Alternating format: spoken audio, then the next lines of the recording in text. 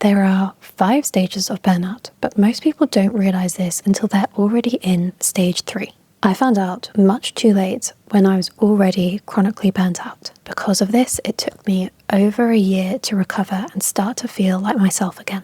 I will explain what each of the steps looks and feels like to help you understand where you might be right now. Stage 1. The honeymoon phase. You start a new job, new role, or new project. You feel sharp, creative, and motivated. You take on more than you need to because it feels exciting, not exhausting. You skip the odd lunch because you're in the flow. You work a little bit later because you want to get it done. And you tell yourself that this is what passion feels like. This is your commitment to the job. I felt this exact thing when I was first offered my dream role in sustainable fashion. It was the job that combined my skills and passion, and I threw myself in headfirst. I said yes to every single ask. I worked long hours, and I got involved in everything because I was interested, enjoying it, and I wanted to prove that I deserved to be there. I want you to feel excited and enthusiastic about new chapters in your life and great opportunities. And that isn't the problem. The issue is when you forget to set boundaries. You say yes to everything. You strive to be good enough, and you feel the need to constantly deliver. This combination of ambition and enthusiasm without any boundaries is where things start to go wrong. And this is something that ambitious women are more likely to do, which is why they're more likely to burn out. Stage 2. The onset of stress. The high starts to fade, and some days feel like harder work than others. You still have a good sense of purpose, and work still feels worth it. But stress is starting to creep in around the edges. You feel a little more on edge and anxious, and your body feels much tireder by the end of the day. The clearest sign that you're in this stage is the feeling of overwhelm. You open your inbox to an avalanche of emails or look at your ever-growing to-do list and feel overwhelmed, wanting to hide under your desk or run away from it all. Feeling overwhelmed is actually a good sign. You're not burnt out yet. You're stressed, but you still care, which means you have the energy to do something about it. I remember being in this stage a few months into my job when COVID hit. I went from a busy office with people around me to fully remote, alone and flat, trying to figure things out myself. I was 1 year into my career, and I didn't really have the experience to know what I needed to push back on. I told myself that things would calm down, that it was just a busy period. But it didn't calm down. It got worse. Stage 3. Chronic stress. This is where stress stops becoming an occasional feeling, and you don't even notice it anymore because it becomes your baseline.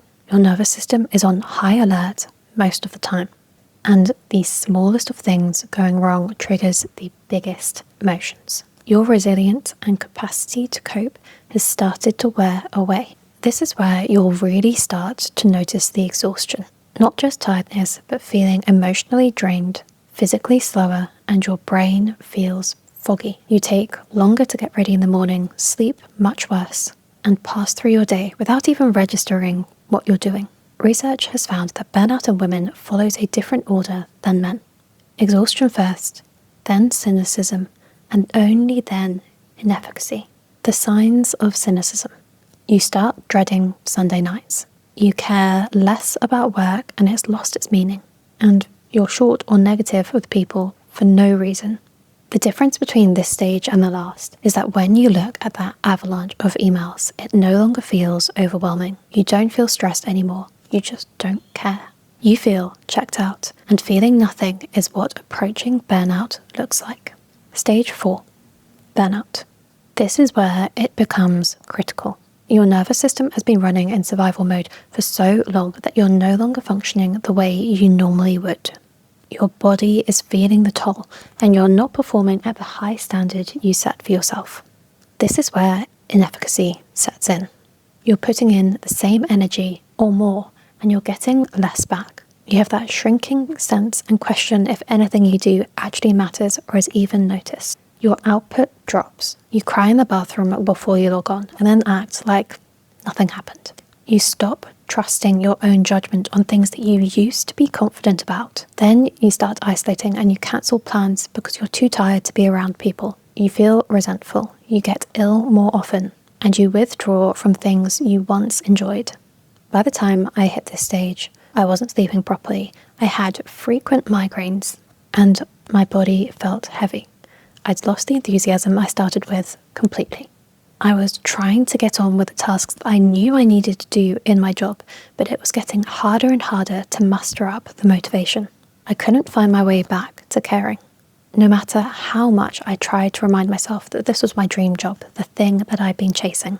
Sometimes the people around you may notice before you do. A friend may ask if you're okay for the second or third time, and then look at you in disbelief when you say yes. You may tell your boss that you're on top of things, but you can tell that they don't quite believe you. Or you burst out in tears in front of a stranger for no apparent reason. Stage 5. Habitual burnout.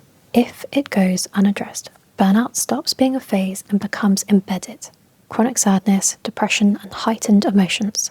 Ongoing exhaustion that doesn't lift over the weekend or a 2-week holiday. A constant brain fog that makes it difficult to do anything. And frequent illnesses or even autoimmune diseases that feel impossible to recover from. At this stage, you need to do something more drastic to get yourself out. Your body is struggling and your brain doesn't have the energy to think up a plan. I took 2 weeks medical leave at this stage, and then shortly after quit my job without anything lined up. And it wasn't because I was making a bold or brave decision. I didn't have any other option left, and it was survival.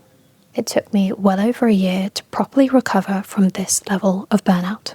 And if I'm honest, I'm still working on many of the traits that led to this burnout to this day. What came afterwards was a mess of survival decisions. However, slowly but surely, my body began to recover, and I started to reconnect with who I truly was and woke up.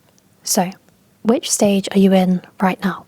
If you are in the earlier stages, then try this video, which goes through the biological technique to reduce stress and allow your body to recover. If you are further along, then I explain the 5 steps I took to escape burnout in this video here. I'll see you in the next one.